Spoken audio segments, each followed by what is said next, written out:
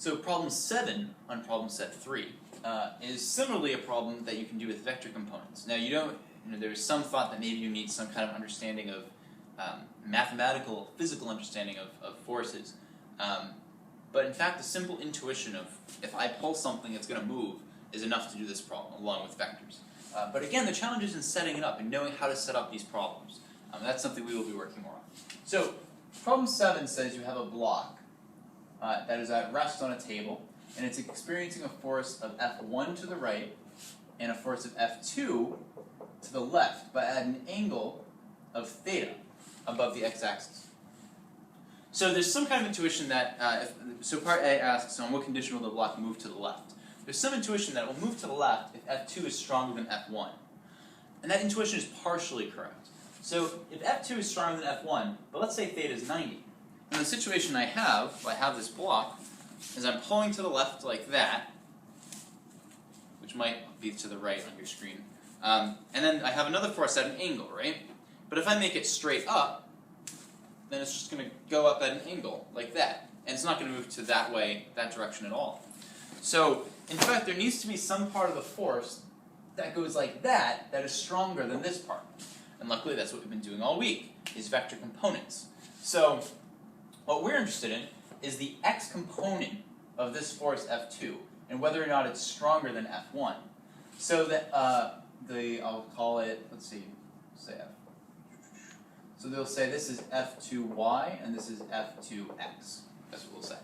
So F2x, being the x component of F2, is going to be equal to F2 times the cosine of theta. That's the x component. That's the part pulling it to the left.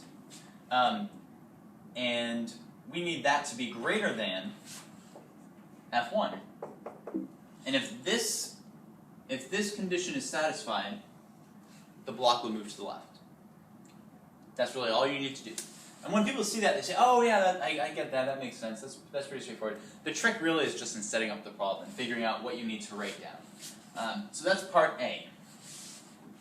Part B says, will the block experience motion in any other direction? Explain. Well, we know it's going to move to the left if this is stronger than that. But furthermore, there's a force up of F2. And that's going to be F2y, right?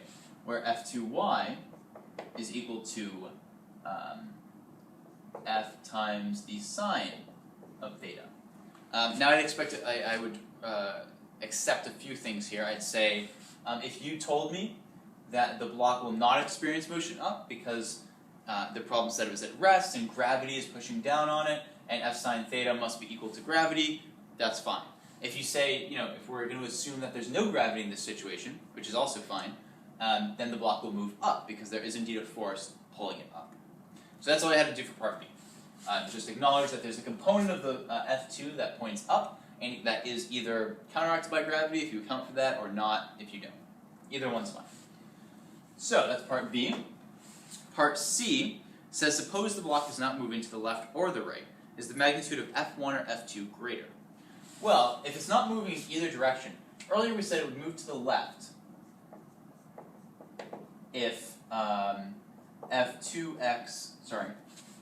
if F2x is greater than F1, and we said F2x is equal to F times cosine of theta is greater than F1, F2 cosine theta.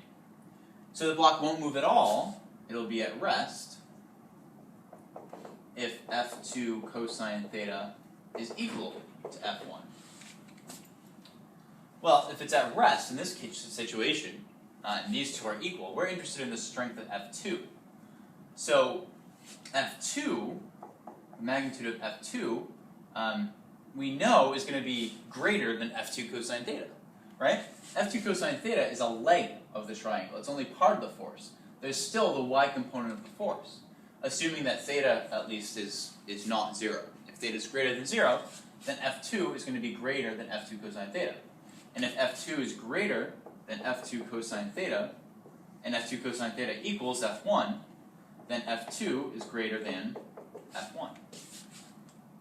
So, the magnitude of F2 is greater for part C.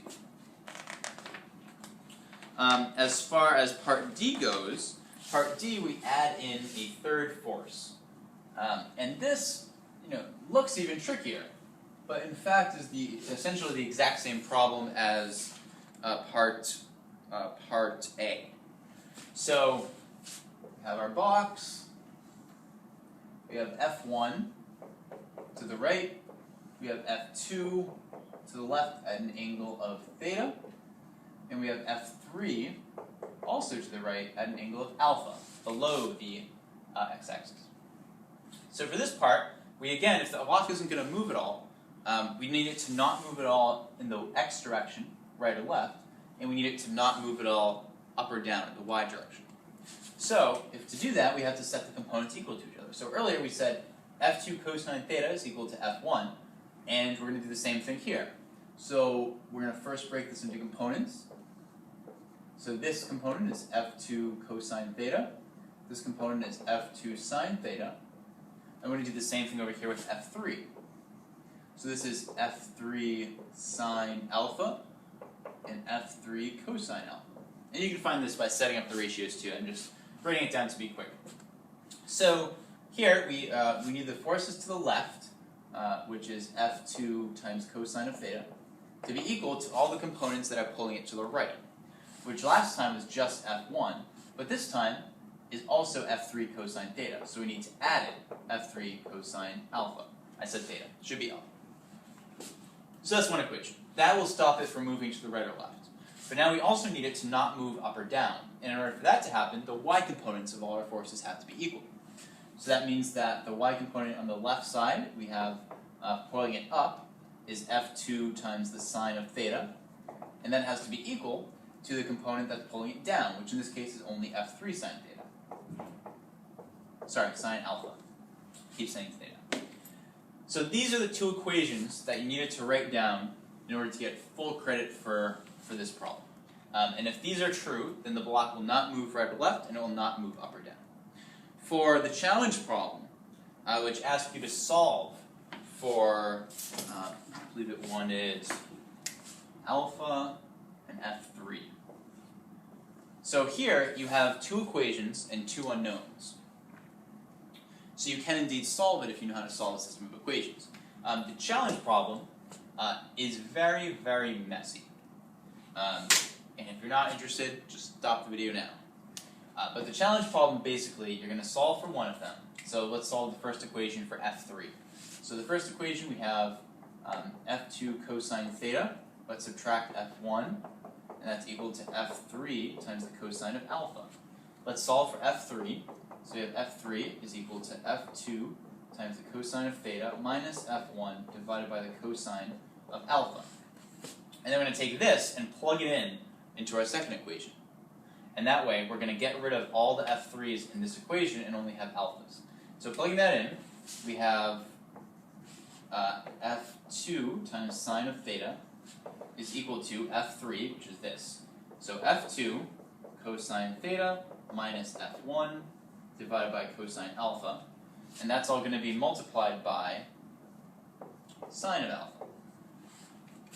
So here, well, this is actually kind of nice, is the cosine, sine theta over cosine alpha, sine alpha over cosine alpha is equal to tangent of alpha. So we can rewrite this and say F2 sine theta is equal to F2 cosine theta minus F1, all multiplied by the tangent of alpha. And this allows us to solve for tangent of alpha. So we're going to have tangent of alpha is equal to F2 sine theta divided by F2 cosine theta minus F1. And then we can solve for alpha by taking the inverse tangent of each side. So that means that alpha is equal to the inverse tangent of F2 sine theta divided by F2 cosine theta minus F1. And that is alpha. And that's one of the two variables that we wanted to solve for. We still need to solve for F3. But now that we have alpha, we solve for F3 already. F3 is here, right? So we can just substitute in this into our alpha here, and we've solved for F3. So f3 is equal to f2 times the cosine of theta minus f1 divided by the cosine of alpha. And alpha is this. So it's the cosine of the inverse tangent of f2 times the sine of theta divided by f2 cosine theta minus f1. And this is equal to, this is our f3.